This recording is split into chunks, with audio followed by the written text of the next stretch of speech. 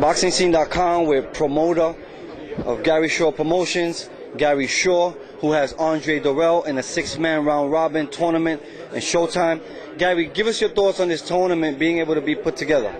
I think it was a Herculean task to get 5 promoters with all big egos together to sign a contract for our fighters to be in this tournament. For the fighters, someone's going to emerge a superstar. Someone's coming out of this tournament superstar. So for me to put Andre Dirrell in was a no-brainer because I think he's that talented. I think he's going to win the tournament. I think he's going to shock everybody with his speed, the fact that he fights from both orthodox and southpaw. A lot of these fighters have never seen anything like that. His first fight is slated to be against Carl Froch for the WBC title. Number one, how important is that fight for you and Andre Dirrell, and how would it feel to have another champion under your banner? Well, obviously, for another champion always feels good. Wins feel even better. And for Andre Dirrell, at his age and his stage in the boxing, it's going to be a great opportunity. And if Froch had trouble with Jermaine Taylor and only caught him at the end, he's never seen lightning speed like Dirrell's going to show him. Out of the 5 other men involved in this tournament, to you, which do you think is the toughest? That's a real good question. I think I have mixed feelings. One is if he fights Andre Ward, because it's friends fighting friends, 2 Olympians fighting each other, 2 Americans. So it becomes a mental game at that point. On pure skill, I believe Mikel Kessler might be the toughest fight for Andre. But I believe he's going to handle everybody. I mean, we put him in the tournament, Al Heyman and myself, because we really believe it. And we believe in him. The WBC sent an email to you in which you read to the press regarding its support of this tournament. How important was that? Oh, I think it's huge. I think it's huge for the fighters, but I think it's really important for the WBC, which is looked at as maybe the premier sanctioning organization in the world.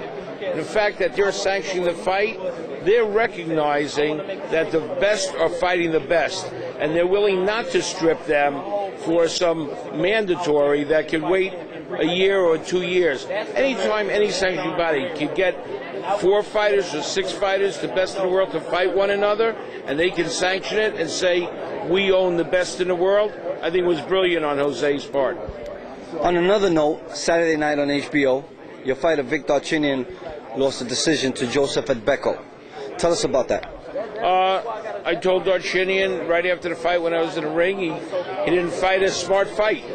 You know, I thought it was an easier fight. Adbeko keeps coming forward, just stand your ground, jab him, hit him with your right, hit him with an uppercut. But, you know, Vic wanted to go for the big knockout, ran across the ring in the first round, which I thought was a big mistake, and paid the price.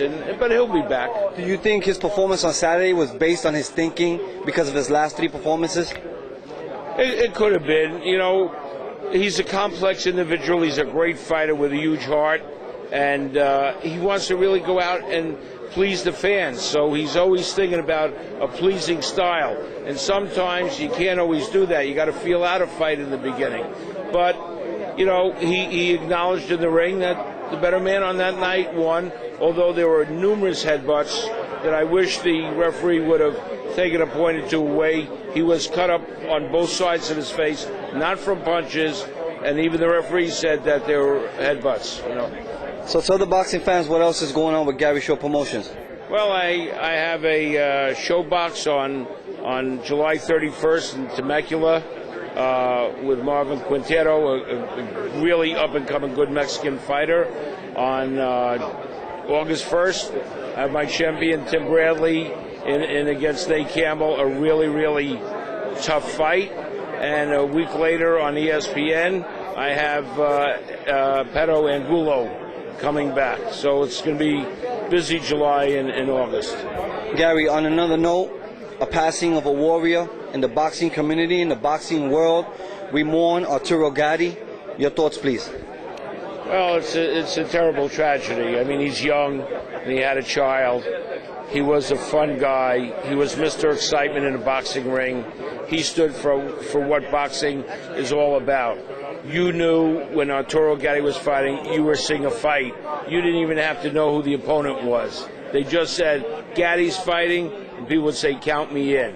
So it's a terrible, terrible tragedy, as well as the passing of Alexis Arguello, and may God rest their souls. Thank you. We appreciate your time. Thank you.